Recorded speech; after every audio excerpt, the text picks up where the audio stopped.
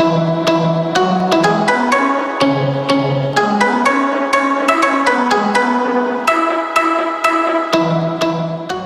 beautiful people, it's Vicky here from Tinker Tales. I hope you are having a magical day. Welcome back to my channel, and it is time for another top 5 video. Oh yes, and as it is a Friday, of course I'm going to do my top 5 vloggers that I want you guys out there to go and check out, give them a bit of a watch, maybe follow them, subscribe to them. They are all awesome people, so please go and check them out. First up on that list today is Jason from 86.5. Hi Jason, I love Jason's vlogs. They are so much fun, he's so funny, and make sure you are playing innuendo bingo when you watch them.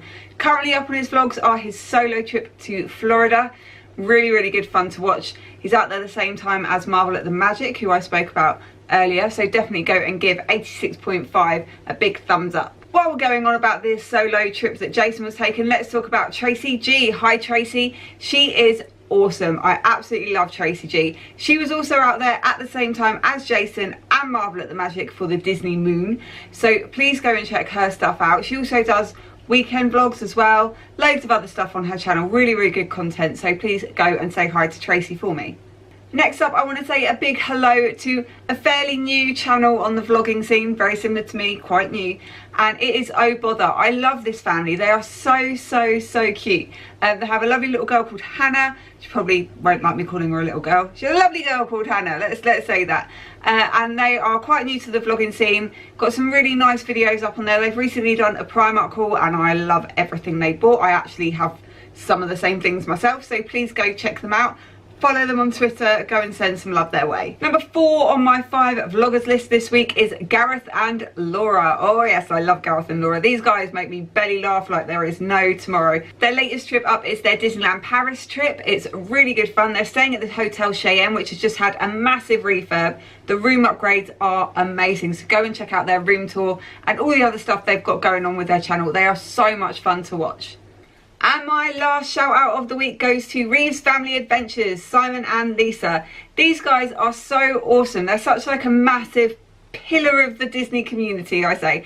They really are so much fun to watch, such lovely people to speak to, and they also have a fantastic Etsy store, a good stitch up. So I've had some stuff in there and it is such good quality. It is so pretty. So please go and check out Reeves Family Adventures. Show them some love. They really are awesome people. So let's move on to this week's top 5. Oh yes, let's get those spirit fingers going, those jazz hands. It's the top 5. Now last week I talked about my top 5 most underrated attractions. So what do you think I'm going to talk about this week? Oh yes, it's those overrated attractions. Let's flip it around. I wanted to start on a positive note, but let's now talk about the other side of it. So before I start, little disclaimer, these are all my opinions based on my likes, my dislikes, my experiences, and also I don't dislike anything at Walt Disney World. There's no ride that I don't enjoy to some degree.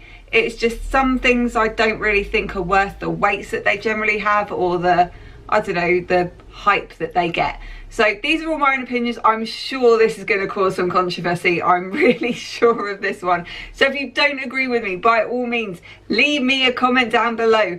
I won't take offence to it if your opinions are different to mine. That's what makes us all fun, you know. Everyone's got a different opinion. We're entitled to it. So please leave me a comment. If you agree with me as well, let me know. Be good to know. I'm pretty sure all of these are going to be quite contentious, so I don't know which one to start with. I'm just going to go through the list and see what happens. Right, number 1 on my list of what I feel is an overrated attraction is in the Magic Kingdom. It's in Adventureland. And it is the Tiki Room, the Enchanted Tiki Room. Now I know this is like a Disney classic, it's a Disney staple, it's been there since the park opened, it's, you know, people love it, it's something that people have to do with their families, and it's like a, yeah, like a tradition really. For me, it's really boring.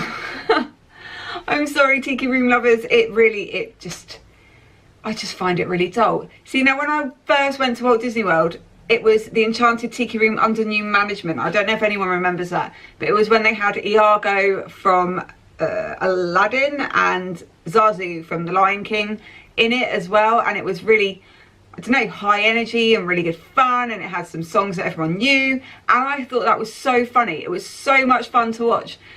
And then they changed it back to the original, because I know a lot of people kicked up a big fuss about it being the under new management thing. So they took it back to the original, and now I don't like it. I'm sorry. I'll sit there, I'll go in if it's just like kind of going in as we're walking past it and there's not a queue, but I won't ever queue for it. I really am not bothered if I don't go in it. It wouldn't ruin my holiday. It just bores me. I'm really sorry, tiki lovers, but nah. Number 2, I'm trying to start with ones that maybe aren't too contentious. This one is over in Animal Kingdom, and it is Kali River Rapids. Now, I love water rides. They are one of my favourite things, probably more than roller coasters. I love water rides. And this water ride just, I mean, it's good. It's, you know, it's okay. But it's so short. That's the thing that gets me with it. It's so short. If you don't know what Kali River Rapids are, it's like a boat ride. Like you sit in like a round raft with like 8 other people and you go off down the river and through a little rapid, and then there's like a big drop at the end. And I love the message that they're trying to send with Kali River Rapids. It's all about deforestation. So I love that aspect of it. But as a ride itself, it's just a little bit underwhelming. It's over before it even really starts. Once you've gone down that drop, that's kind of it. There's nothing else really to it. That's it done. And I think when you look at a similar ride that's in Orlando, such as Bill Track Barges over at Islands of Adventure, that ride is awesome. It's really fast. It's really like wild. You get absolutely soaked. I think you only get soaked on Kali River Rapids really if you're in the wrong place when you go down that drop. Apart from that, you can stay kind of dry. So for me, as a raft ride, I just think there's a lot better out there, and I think Disney could have done so much more with it. So for me, I still love it. Like, I still go on it and I enjoy it, but I do find it a little bit underwhelming. Meh. Right, these next ones I can feel are going to be quite contentious. So I'm going to go with this one. Over in Hollywood Studios, Star Tours. I don't really get Star Tours. I mean, I'm into Star Wars now. Like, I've got into the Star Wars thing. I enjoy the films. I do enjoy watching Star Wars, and I get it now. I get the whole Star Wars buzz. But Star Tours as a ride, meh. It's just a simulator. It's, you know, there's so many other rides out there. You can go and do that for £2 down the fun fair.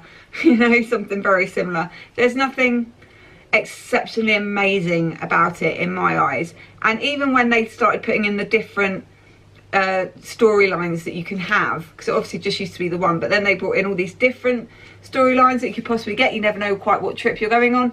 I've only ever seen one, and I've been on that ride probably about 10 times since they brought that in, and I've only ever seen the one film.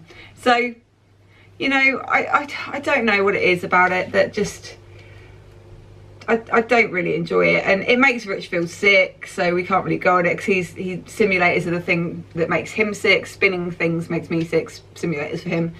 And yeah, I just don't know. I just don't really get it. I don't understand the hype around it. I know everyone's like, Star Wars has made such a big comeback and everyone loves Star Wars, and I enjoy Star Wars. I just don't think it's worth queuing 2 hours to sit in a simulator ride, really. But personal preference, hey. I get why people enjoy it. I get why people love it if they love Star Wars. And it's great for the kids that love Star Wars, but I can take it or leave it, really. Okay, I know this one and the next one, my last 2 on this list, are probably going to cause a little bit of uproar amongst you guys. So I'm sorry, please, you know, please forgive me. These are my opinions. I'm sorry. Number 4, Soarin'. I'm just waiting for the, what? Yeah, I really don't get Soarin'. Again, it's a simulator ride. Maybe it's just a thing with simulator rides. God help me with Flight of Passage. I'm hoping I like that one. But I don't know if it's just where we've been sat every time we've gone.